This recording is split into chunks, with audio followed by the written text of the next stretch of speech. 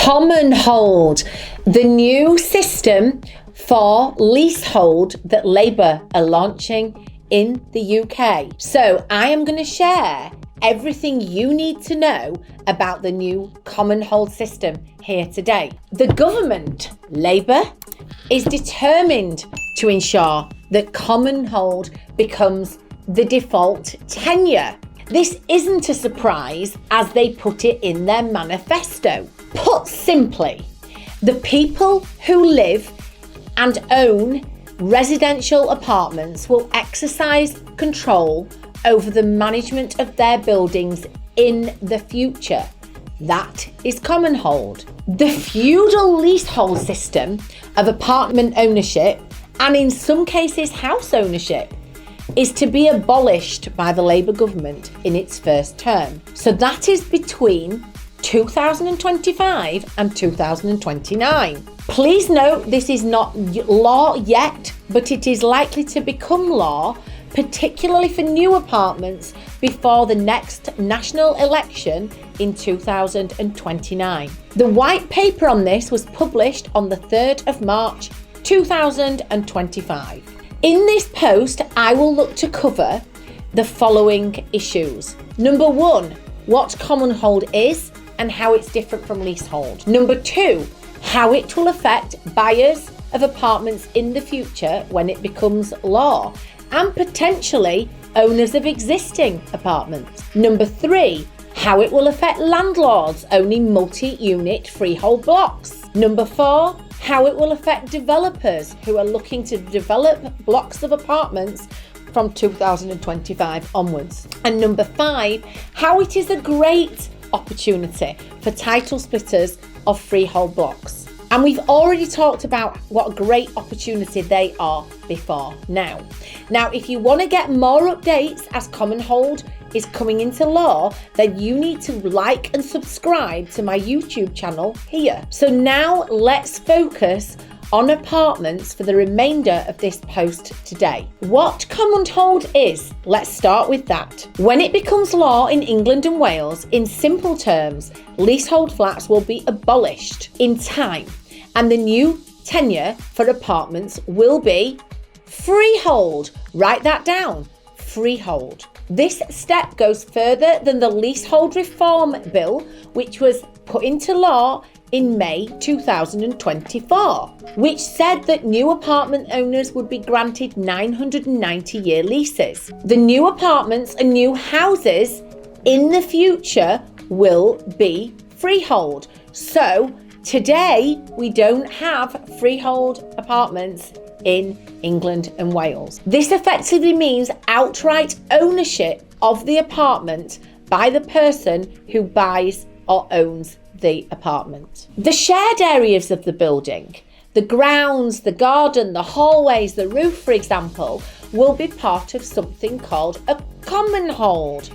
And there will be an association for this Commonhold. Each freehold apartment owner will have an interest in the Commonhold Association. Costs will be allocated, so things like service charges will be allocated equally, dependent on who has access and use of the different areas. The Commonhold Association will decide on allocation of costs, but some elements will be mandatory, such as indemnity insurance and public liability insurance and buildings insurance. So how will it affect buyers of those apartments in the future when it becomes law? Owning the property outright as a freehold is beneficial for buyers. And when this comes into law for existing apartments, it will be beneficial to apartment owners. There are no lease extensions to pay for, something called marriage value, and this often costs owners of leasehold apartments a lot of money to extend leases. That will be gone at some time in the future. The freehold apartments will be more attractive to lenders.